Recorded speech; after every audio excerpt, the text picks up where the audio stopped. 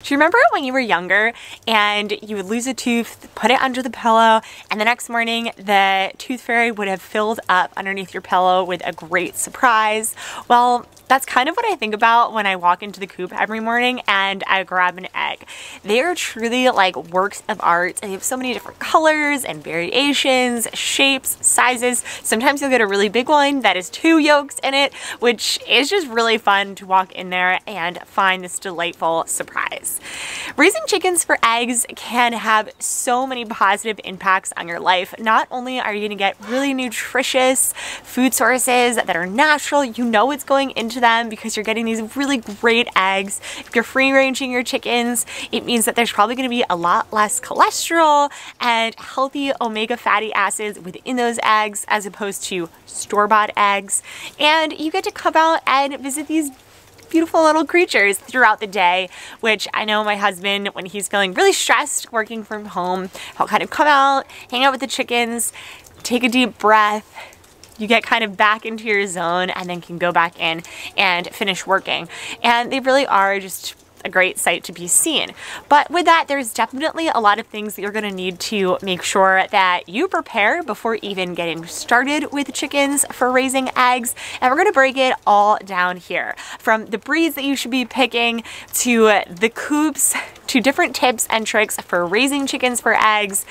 It's all gonna happen, so you're gonna wanna stay tuned, and if you aren't already a part of our journey, then you're gonna definitely wanna hit that subscribe button as we come out with new content every week, and we're so excited that you're here today. When choosing your chickens, it's gonna be really important to actually think about what types of goals you want to achieve, and that's gonna help you choose the different types of breeds that you wanna add to your flock.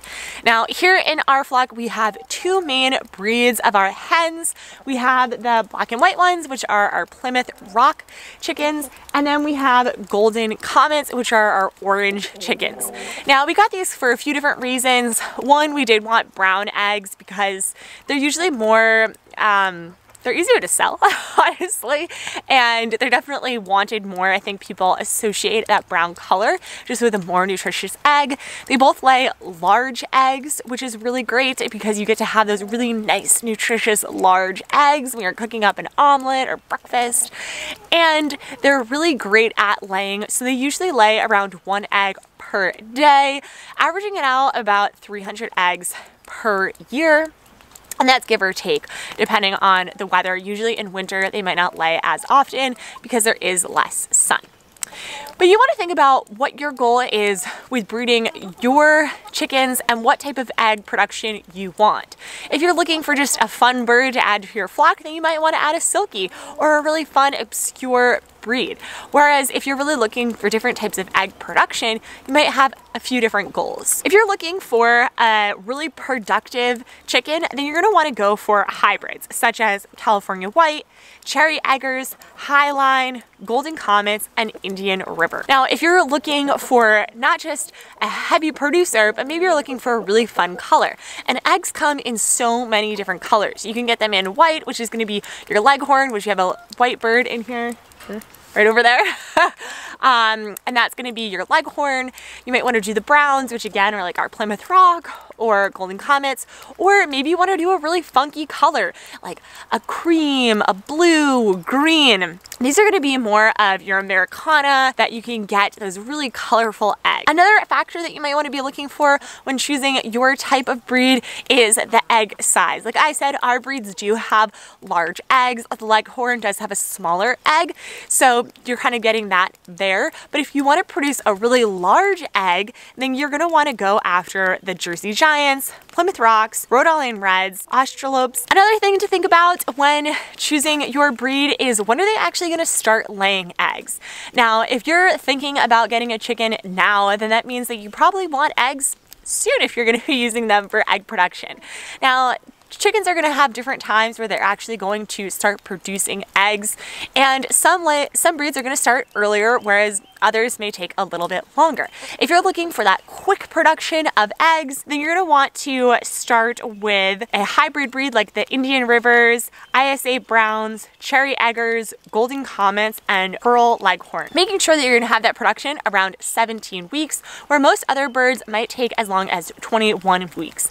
I know our Golden Comets were really fast to produce, whereas our Plymouth Rock were a little bit slower, and we actually got them later in the year. So right when they did start to produce, it started getting cold and darker, which hurt their production as well. So you can always offset that with different things like artificial lighting, but that is something to keep in mind as you're growing out your herd, especially if you have children that want to start seeing that production really soon, and then you might want to go after a breed that's going to start producing a lot sooner than later. After you've decided on your breed, then you're going to want to start thinking about their living conditions. Now, there are really two ways that you can house your chickens.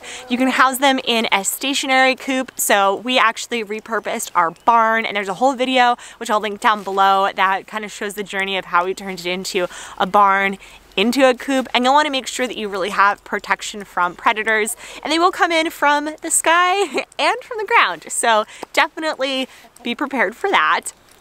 And if you do have a stationary coop, you either might want to let your chickens free range, which we do all summer, and then you also might want to have them have an outdoor run. So you do want to give them the ability to come out, scratch, see the sun, because that is going to trigger them to lay eggs, and it's just going to be nice for them to be outside, scratching, doing some activities. And that is the first choice. The second choice could be a mobile choice coop or a chicken tractor. Now, we have created a chicken tractor, and in the summer we will use that once they can kind of scratch around on the grass. And this is great because you can move it around your lawn, or you can kind of move it around so that they're able to forage and lay their manure all over, which is really great. It's great if you have other animals and there are a lot of bugs. They will help with the cleanup of bugs. Once you've decided on the breed that you're going to be choosing for your chickens, then you're going to need to think about what you're going to do once you get those chickens. Usually you're going to get chickens as little baby chicks. You can order them on a bunch of different sites, and we have a few that we really like and we're going to be ordering from this year, so we'll definitely have you guys following our journey there, and we'll be posting a lot of great content on them. But once you have them and they arrive, you're going to need to put them in a brooder. Because chicks are not going to be able to be out in the temperatures, you're going to want to make sure that you're bringing them into a nice warm condition, and then every week you're usually going to lower that degrees by around 5 degrees until you can let them out outside. Once you have all of the planning done, your chickens are going to be home in their coop living their best lives, and as their owner, as their parent, there's a few things that you can do to make sure that they're really given the best care and they're able to produce the best high quality eggs. The first one is making sure that they're provided with clean, fresh water. In the winter, you're going to want to make sure that you are refilling that it isn't getting frozen. And we do have a really great watering apparatus that you can use, poultry feeder, that I'll link down below, that is heated, and it's really it's a game changer here at our farm. Another thing that you're going to want to do is making sure that you're giving them high quality feed, making sure that you're giving them pellets, and then we also do supplement that with a lot of other things, either pulled from the garden. So when you're gardening and you have any scraps, you can pull them in there. And we also do a lot of kitchen scrap composting in our chicken pen, especially in the outdoor run. We'll throw in any old vegetables or table scraps, and they will love to feast on that. They definitely love to be able to scratch in the dirt, pull up any bugs or funky stuff down there, and that's going to really be great for their eggs. It's going to create more nutritious eggs that have far more nutrients than just a pellet fed chicken. Some other tips that you're going to want to keep in mind is collect your eggs early and often. First, when you wake up, you see the sun beaming into their coop or their run or they're outside, they're able to really trigger the sense that they should be laying an egg. So mid-morning, I like to go out, clear out the eggs, and you can usually do this around 2 times per day. By the afternoon, they're not going to be laying any more eggs. And what this does is it really makes it so that they have a clean space in their nesting box to lay an egg. And then it's also going to foster them to have cleaner eggs because they aren't kind of trampling on them. They're going to break them less. In the winter, you're going to find that they often are not laying as many eggs, which can be really frightening if you own chickens for the first time. You're like, where's all my eggs? But this is just because there is less light. So what you can do is you can actually use some additional artificial lighting. So we actually have electrical in our barn, so that will go on in the morning, and by giving them enough light, then they are going to trigger their response to lay eggs. So our chickens have actually been laying eggs all winter long, and it's because we do provide some additional artificial lighting, as well as they're getting a lot of outdoor sunlight from their chicken run, which is very sunny in their chicken run, which is just really great because it provides that lighting for them. Let's go over some common questions and misconceptions around raising chickens for eggs. The first one is, do you need a rooster in order to have a flock that's going to actually lay eggs? And the quick answer is no, you don't need one. The rooster that we have, Roger, is great, and there's much great things about him, but you really don't need one in order to get your hens to start laying and to keep laying. They're going to do it regardless of whether there's a rooster there or not. So that leads me into the second question of what's the point of having a rooster?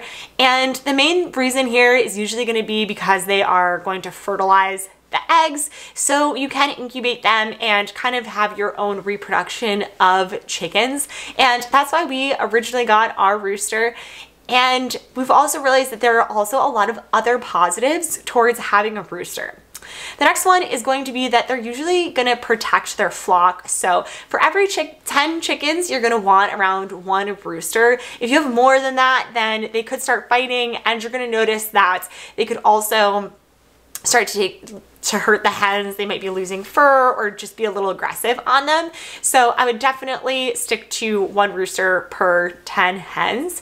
And they are going to be very protective. So we found that if they are free ranging outside and a predator comes, the rooster is usually going to be the one to stand up and kind of scare them away, which is really nice. And another positive about roosters is when they are free ranging, the rooster will be the one to figure out where the food is, and it will bring all of the other hens over there. So they're usually the big forager for food, which is a really positive for a flock as well. The next question is, how many nesting boxes do you need in your coop? And the golden rule here is usually to have around 1 nesting box for every 4 to 6 hens. Sometimes you will find that they're gonna all wanna lay in 1 nesting box anyways, and we're gonna talk about this in another video in the future, but how can you actually get them to spread out into the different nesting boxes? But it's gonna be really important that you do have enough nesting boxes, or else they're gonna start to kind of go rogue with where they're laying their eggs, especially if they're free ranging. They could be putting them in a lot of different places, and they make it really smelly if you don't know where they are and you find them one day. So I definitely suggest having 1 nesting box per every 4 to 6 hens. But those are some of the most common questions around raising chickens. This is really a great beginner's journey into raising chickens for eggs, and I hope that you guys enjoyed this video today. If you aren't already a part of our journey, make sure to hit that subscribe button, and we'll see you guys again next time on our month full of chicken content. Okay, bye.